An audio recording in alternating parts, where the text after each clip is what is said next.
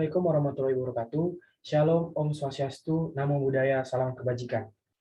Yang pertama dan yang paling utama, marilah kita ucapkan puji dan syukur kepada Tuhan Yang Maha Esa, di mana atas berkat dan karunia kita masih dalam keadaan sehat sampai saat ini. Yang saya hormati, Bapak Edi Syahputra Sitepu, selaku dosen di mata kuliah Ekonomi Mikro di kelas Administrasi Bisnis 3D. Dan yang saya banggakan, teman-teman sekalian. Di kesempatan kali ini, saya akan mempresentasikan hasil kerja saya, yaitu tentang corak dan ruang lingkup analisis ekonomi. Ada pepatah mengatakan, tak kenal maka tak sayang. Maka dari itu, izinkan saya memperkenalkan diri. Perkenalkan, nama saya Doli Marito Syihotang, dengan nomor induk mahasiswa 2005 09 1046. Tak perlu berlama-lama lagi, saya akan memulai presentasi saya. Di presentasi saya kali ini, ada membahas 3 bab, dan masing-masing bab itu berbeda judul. Baiklah, saya akan memulai dari bab pertama, yaitu tentang bidang studi ilmu ekonomi. Definisi ilmu ekonomi. Nah, ilmu ekonomi sendiri adalah bidang ilmu pengetahuan yang sangat luas liputannya. Dalam usaha untuk memberi gambaran ringkas dan mengenai bidang studi ilmu ekonomi, definisi ilmu ekonomi selalu dihubungkan kepada keadaan ketidaksamaan di antara kemampuan faktor-faktor produksi untuk menghasilkan barang dan jasa, keinginan masyarakat untuk mendapatkan barang dan jasa. Selanjutnya, ada 4 aspek yang erat hubungannya dengan metodologi dalam analisis ekonomi. Yang pertama itu masalah pokok ekonomi yang dihadapi setiap masyarakat, yaitu masalah kelangkaan dan kekurangan. Berdasarkan uraian mengenai masalah ekonomi, pokok tersebut akan dirumuskan di definisi ilmu ekonomi. Yang kedua itu jenis-jenis analisis ekonomi. Yang ketiga itu ciri-ciri suatu teori ekonomi dan kegunaan teori ekonomi. Yang keempat itu bentuk-bentuk alat analisis yang digunakan pakar ekonomi dalam menerangkan teori ekonomi dan menganalisis berbagai peristiwa yang terjadi dalam perekonomian. Selanjutnya, di sini akan saya jelaskan. Yang pertama itu masalah pokok perekonomian. Mengapa individu-individu perusahaan dan masyarakat perlu memikirkan cara yang terbaik untuk melakukan kegiatan ekonomi? Atau pertanyaan yang sama, maksudnya, mengapa masyarakat harus membuat pilihan? Ahli-ahli ekonomi menjawab pertanyaan seperti itu dengan menerangkan tentang masalah scarcity, yaitu masalah kelangkaan atau kekurangan. Yang pertama itu masalah kelangkaan. Kelangkaan atau kekurangan berlaku sebagai akibat dari ketidakseimbangan antara kebutuhan masyarakat dengan faktor-faktor produksi yang tersedia dalam masyarakat. Nah, di suatu pihak dalam setiap masyarakat selalu terdapat keinginan yang relatif, tidak terbatas untuk menikmati berbagai jenis barang dan jasa yang dapat memenuhi kebutuhan mereka. Jenis-jenis analisis ekonomi. Nah, yang pertama itu ekonomi deskriptif. Bidang ilmu ekonomi ini adalah ekonomi yang menggambarkan keadaan yang sebenarnya wujud dalam perekonomian. Selanjutnya, ekonomi terapan. Bidang ini lazim untuk disebut juga sebagai teori kebijakan ekonomi, yaitu cabang ilmu ekonomi yang menelaah tentang kebijakan yang perlu dilaksanakan untuk mengatasi masalah-masalah ekonomi. Salah satu peranan ekonomi adalah fungsi sebagai landasan dalam merumuskan kebijakan-kebijakan ekonomi. Bagaimana bentuk-bentuk kebijakan yang harus dilaksanakan untuk mengatasi masalah-masalah ekonomi.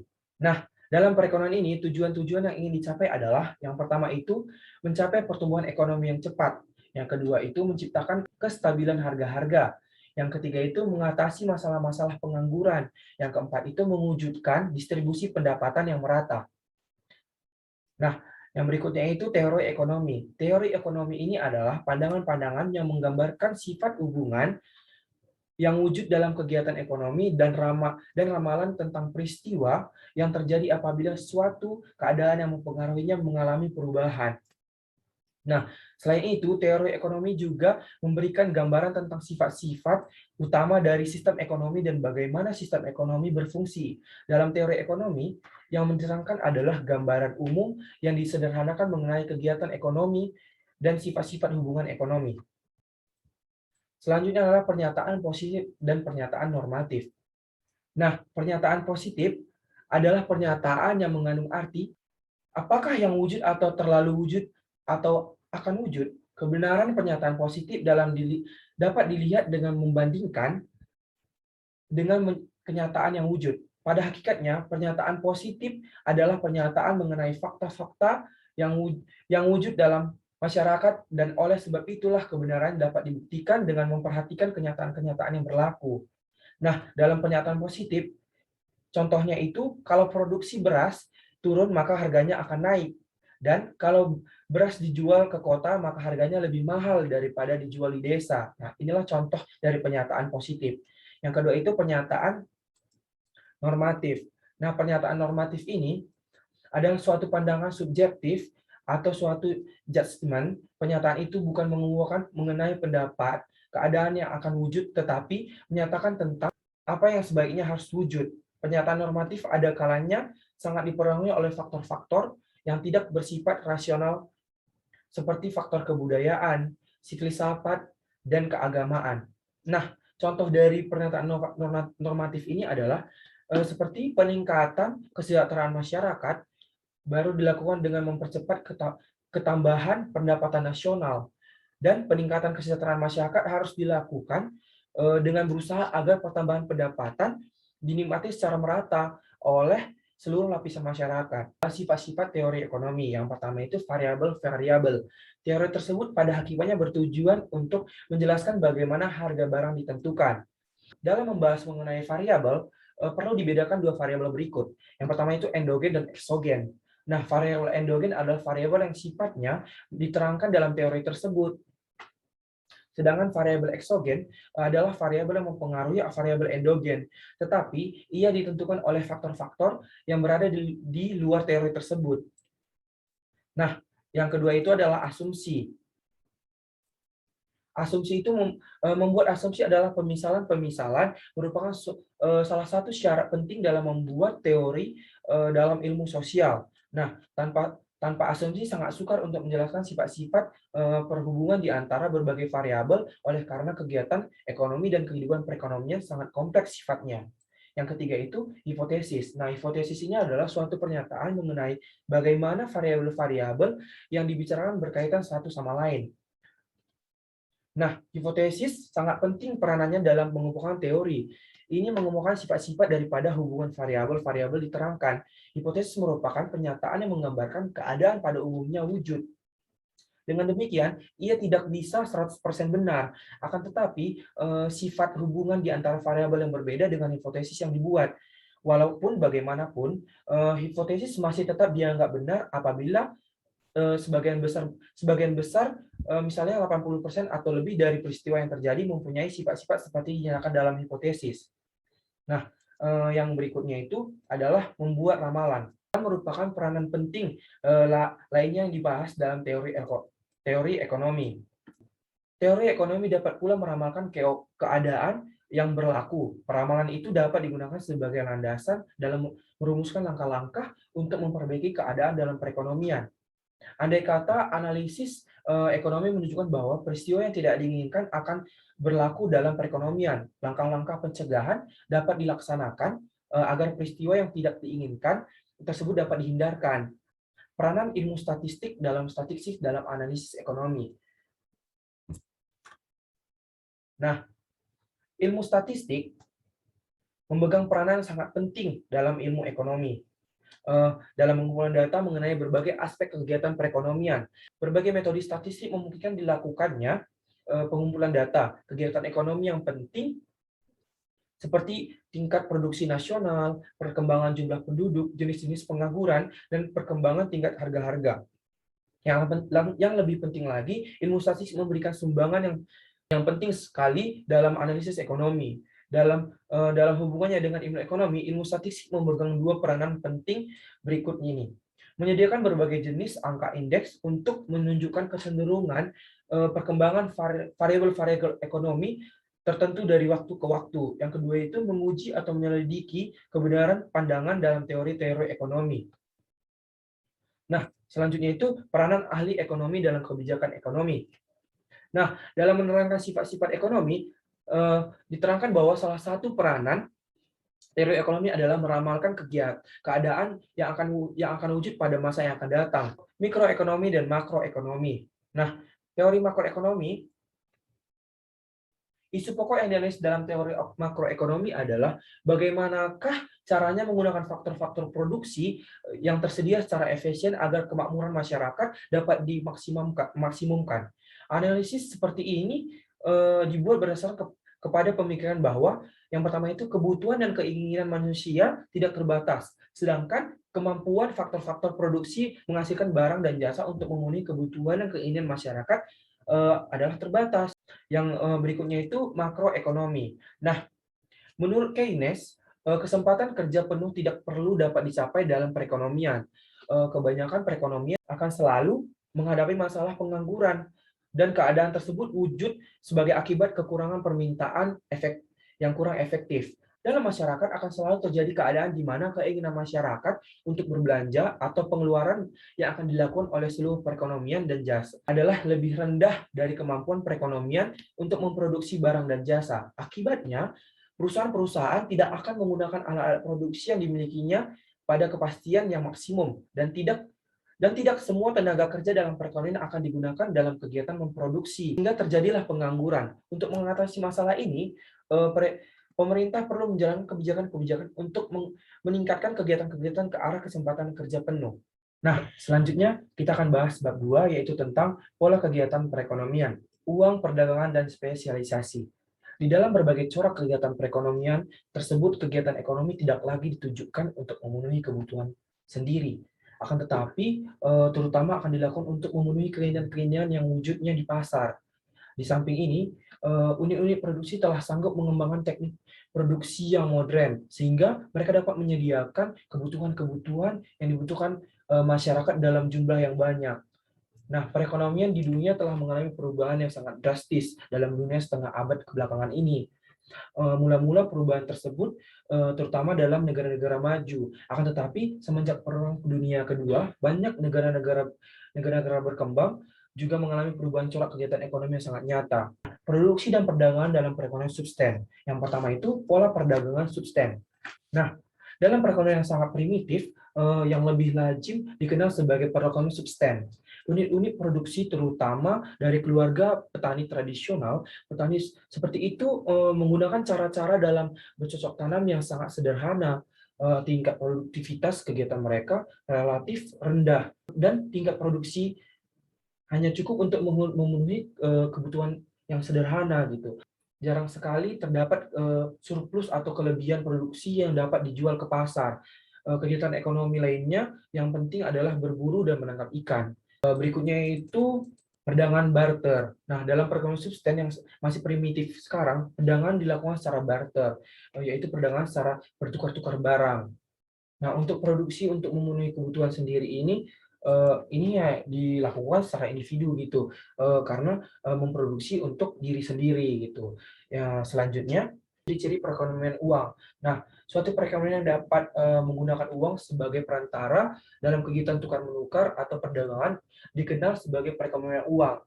Boleh dikatakan seluruh masyarakat yang terdapat di dunia ini perekonomiannya mempunyai sifat-sifat yang digolongkan sebagai perekonomian uang.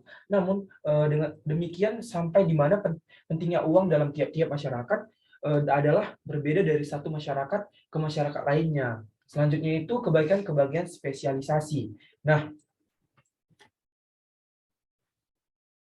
eh, wujud-wujud spesialisasi yang tinggi merupakan ciri-ciri penting suatu perekonomian modern. Terdapat kaitan-kaitan yang rapat antara perkembangan ekonomi yang spesialisasi, di mana bagian tinggi perkembangan ekonomi semakin tinggi pula tingkat spesialisasi. Sebaliknya, tanpa spesialisasi, suatu perekonomian tidak akan dapat mencapai perkembangan yang tinggi. Nah, spesialisasi penting untuk perkembangan ekonomi disebabkan oleh beberapa sumbangan berikut. Yang pertama itu mempertinggi efisiensi penggunaan faktor produksi. Nah, dalam spesialisasi seorang pekerja adalah tenaga ahli akan digunakan pada kegiatan yang sesuai dengan keahliannya. Kedua itu mempertinggi efisiensi memproduksi. Nah, efisiensi memproduksi yang semakin tinggi tersebut dikenal sebagai economies of scale atau skala ekonomi. Maksudnya, apabila produksi ditingkatkan, misalnya menjadi 2 kali lipat, biaya produksi tidak akan meningkat sebesar peningkatan produksi yang berlaku, atau 2 kali lipat dalam contoh ini. Berarti biaya produksi rata-rata bertambah rendah. Yang ketiga itu mendorong perkembangan teknologi. Nah, spesialisasi menyebabkan pasaran berbagai barang menjadi bertambah luas. Untuk kegiatan-kegiatan tertentu, hal tersebut berarti produksi harus ditambah dengan cepat. Untuk memenuhi kebutuhan ini, para pengusaha akan berusaha menggunakan teknologi produksi yang lebih baik dan lebih modern dan lebih tinggi produktivitasnya. Selanjutnya itu kita akan bahas pelaku-pelaku kegiatan ekonomi. Yang pertama itu rumah tangga. Nah, rumah tangga itu adalah pemilik beberapa faktor produksi yang tersedia dalam perekonomian. Nah, rumah tangga adalah sektor pemilik sektor yang menyediakan tenaga kerja dan usahawan. Selain itu, sektor ini memiliki faktor-faktor produksi yang lain, yaitu barang-barang modal, kekayaan alam, dan harta tetap seperti tanah dan bangunan. Sebagai balas jasa terhadap penggunaan berbagai jenis faktor produksi ini, maka sektor perusahaan akan memberikan berbagai jenis pendapatan ke berbagai sektor rumah tangga. Tenaga kerja menerima gaji dan upah, pemilik alat-alat modal menerima bunga. Nah, pemilik tanah dan harta tetap lain menerima sewa, dan pemilik keahlian keusahaan menerima keuntungan. Nah, yang berikutnya itu adalah perusahaan. Perusahaan itu seorang atau sekumpulan orang tersebut dikenal sebagai pengusaha. Mereka adalah orang-orang yang memiliki keahlian berwirausaha, dan kegiatan mereka dalam perekonomian adalah mengorganisasikan faktor-faktor produksi secara sedemikian rupa sehingga berbagai jenis barang dan jasa yang diperlukan rumah tangga dapat diproduksi dengan cara yang sebaiknya. Nah, mereka memproduksi barang tersebut bukan dengan maksud memenuhi kebutuhan mereka, tetapi tujuan mereka yang utama adalah memperoleh keuntungan dari usaha mereka. Nah, yang selanjutnya itu adalah pemerintah. Yang maksud dengan pemerintah ini adalah badan-badan pemerintah yang bertugas untuk mengatur kegiatan perekonomian. Nah, badan-badan seperti itu termasuklah sebagai departemen pemerintahan, badan-badan yang mengatur penanaman modal, bank sentral, parlemen, pemerintah daerah, angkatan bersenjata, dan sebagainya. Nah, badan-badan tersebut akan mengawasi kegiatan-kegiatan rumah tangga yang perusahaan supaya mereka melakukan kegiatan dengan cara yang wajar dan tidak merugikan masyarakat secara keseluruhan.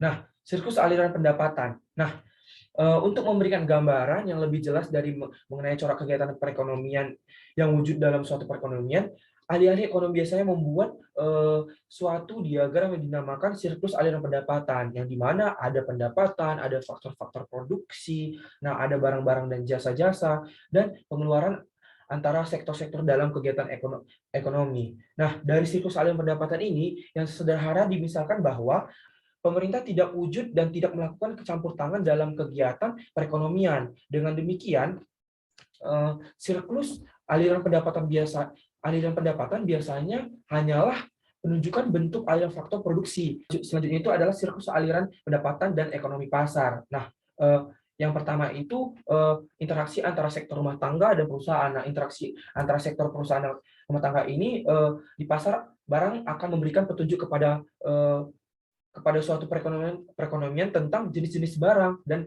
jasa yang perlu diproduksi dan jumlah produksi dari masing-masing jenis barang dan jasa yang perlu diproduksi tersebut. Nah, yang berikutnya itu adalah pasar barang dan pasar faktor. Nah, pasar di mana para pembeli dan penjual melakukan interaksi dapat dibedakan dalam 2 jenis. Nah, yang pertama itu pasar barang dan pasar faktor. Pasar barang itu tempat di mana para pembeli dan para penjual dari suatu barang dan atau jasa melakukan interaksi untuk menentukan jumlah dan harga barang atau jasa yang diperjualbelikan. Nah, sedangkan pasar faktor itu adalah tempat di mana para pengusaha atau pembeli faktor-faktor produksi mengadakan interaksi dengan pemilik-pemilik faktor produksi untuk menentukan harga atau pendapatan dan jumlah faktor-faktor produksi yang akan digunakan dalam menghasilkan barang-barang dan jasa-jasa yang diminta di masyarakat. Nah, selanjutnya itu beberapa kebaikan mekanisme pasar. Nah, yang pertama itu pasar dapat memberikan informasi yang lebih tepat. Nah, para pengusaha melakukan kegiatan memproduksinya untuk mencari untung. Maka salah satu pertimbangan yang harus mereka pikirkan sebelum menjalankan usahanya adalah menentukan jenis barang yang akan dihasilkan secara menguntungkan. Nah, pasar dapat memberikan yang sangat berguna dalam hal ini, yaitu dengan memberikan keterangan tentang harga barang dan sampai di mana besarnya pemerintah kepada berbagai barang tersebut. Nah, yang kedua itu pasar memberi perangsang untuk mengembangkan kegiatan-kegiatan usaha. Keadaan dalam pasar terus-menerus mengalami perubahan, pertambahan pendapatan, kemajuan teknologi, dan pertambahan penduduk akan mengembangkan permintaan. Ini akan memberikan dorongan kepada pengusaha untuk menambah produksi dan meningkatkan kegiatan ekonomi. Nah, yang berikutnya itu adalah pasar memberi perangsang untuk memperoleh keahlian modern. Nah, yang keempat itu pasar mengalahkan penggunaan barang dan jasa dan faktor produksi secara efisien. Yang kelima itu pasar memberikan kebebasan yang tinggi kepada masyarakat untuk melakukan kegiatan ekonomi. Beberapa kelemahan mekanisme pasar. Kebebasan yang tidak terbatas menindas segolongan tertentu. Kemudian kegiatan ekonomi sangat tidak stabil keadaannya, dan sistem pasar dapat menimbulkan monopoli. Tidak selalu mekanisme pasar itu merupakan suatu sistem pasar persaingan sempurna, di mana harga yang jumlah barang yang diperjualbelikan ditentukan oleh permintaan pembeli dan penawaran penjual yang banyak penjualnya. Kemudian itu mekanisme pasar tidak dapat menyediakan beberapa jenis barang secara efisien. Nah, kemudian itu kegiatan konsumen dan produsen mungkin menimbulkan eksternalitas yang merugikan. Nah, selanjutnya itu kegagalan pasar dan campur tangan pemerintah. Yang dimaksud dalam kegagalan pasar ini adalah ketidakmampuan dari suatu perekonomian pasar untuk berfungsi secara efisien dan menimbulkan keteguhan dalam kegiatan dan pertumbuhan ekonomi. Kegagalan ini mendorong pemerintah untuk menjalankan beberapa kegiatan ekonomi. Nah, kemudian tujuan campur tangan pemerintah. Nah, adapun tujuan campur tangan pemerintah adalah untuk menjamin agar kesamaan hak untuk setiap individu tetap wujud dan penindasan dapat dihindarkan. Nah, mengawasi kegiatan-kegiatan perusahaan dan menjaga agar perekonomian dapat tumbuh dan mengalami perkembangan yang teratur dan stabil, dan menyediakan barang bersama, yaitu barang-barang seperti jalan raya, polisi, dan tentara, dan penggunaannya dilakukan secara kolektif oleh masyarakat, dan kemudian mengawasi agar eksternalitas kegiatan perekonomian yang merugikan masyarakat dihindarkan atau dikurangi masalahnya. Nah, selanjutnya itu bentuk-bentuk campur tangan pemerintah. Nah, adapun bentuk-bentuk campur tangan pemerintah dan secara langsung melakukan kegiatan ekonomi, yaitu menjalankan kebijakan fiskal dan moneter. Kebijakan fiskal yang adalah strategis dan langkah-langkah pemerintah dalam pengeluarannya dan dalam sistem dan cara-cara pengumpulan pajak. Kemudian itu ada melakukan kegiatan ekonomi secara langsung.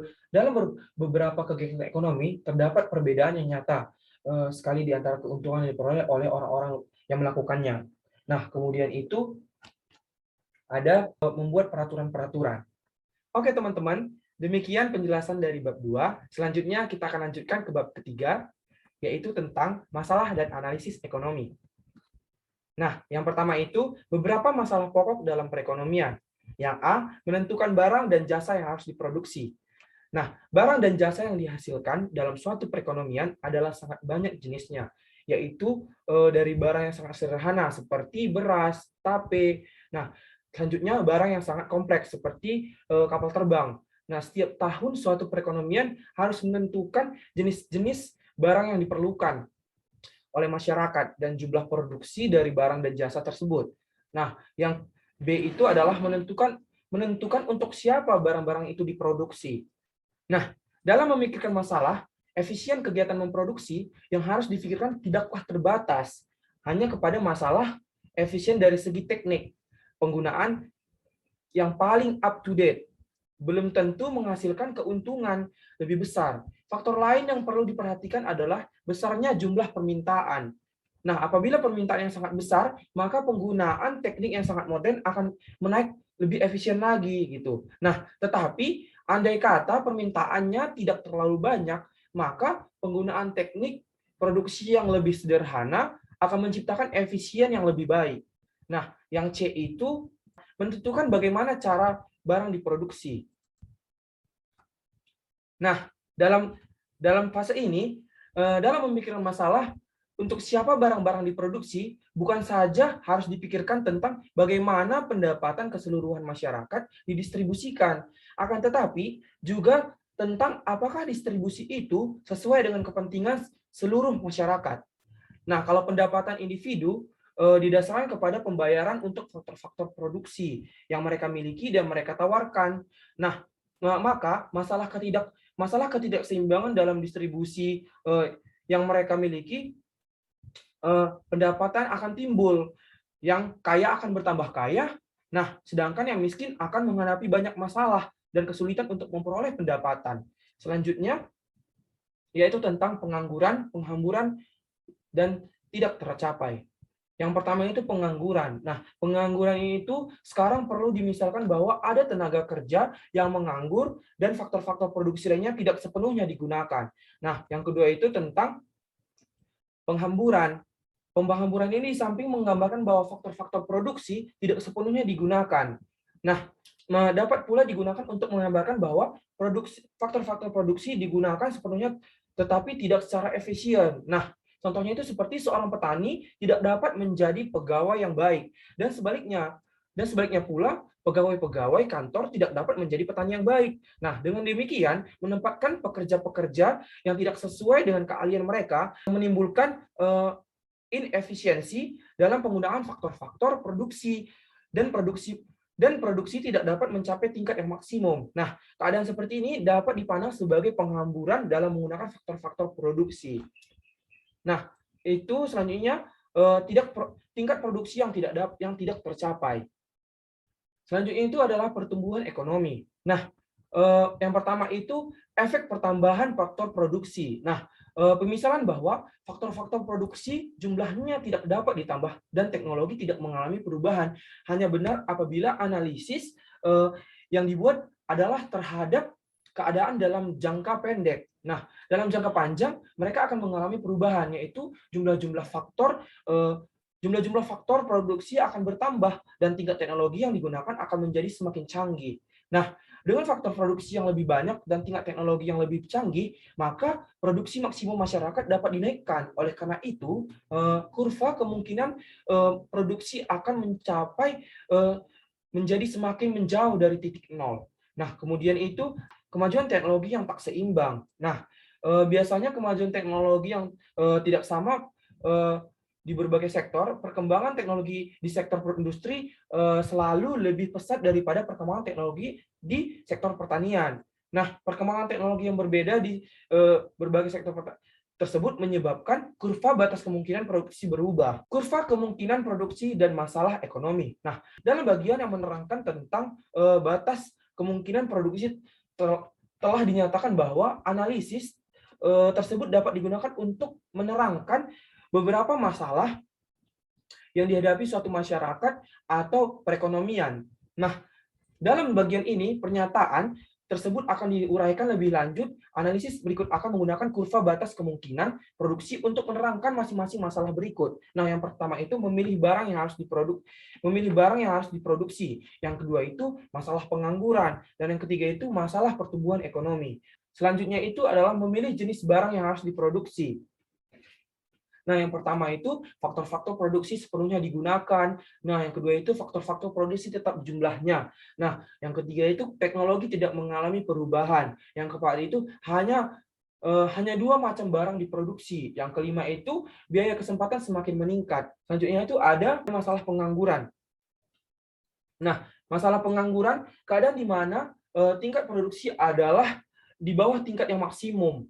Berdasarkan analisis Keynes, alasan dari berlakunya masalah tersebut adalah pengeluaran agregat.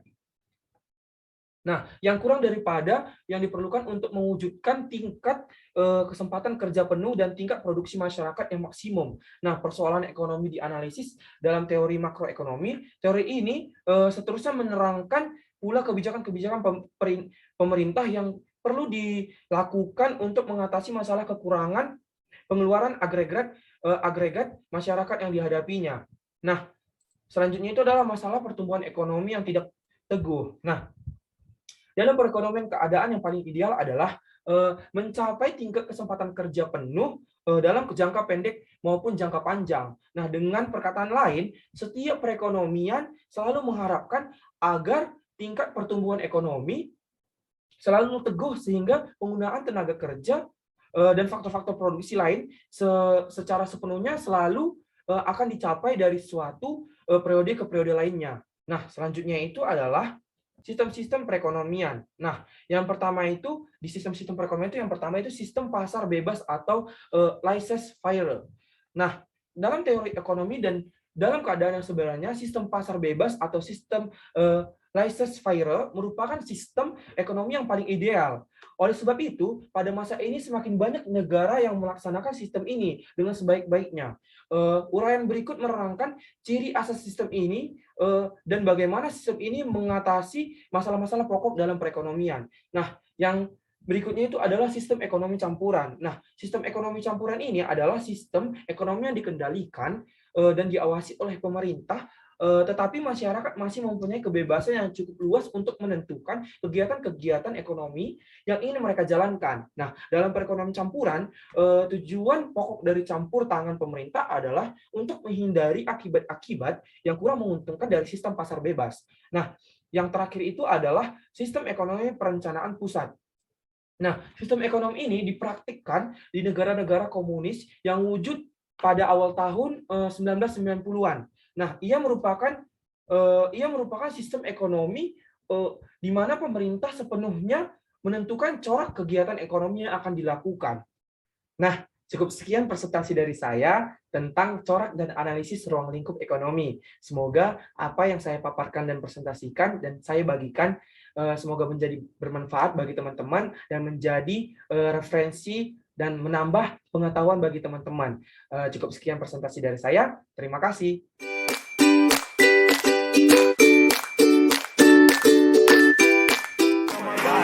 I'm an icon, man. Damn, my girl about a 10. I should fuck her in the Benz.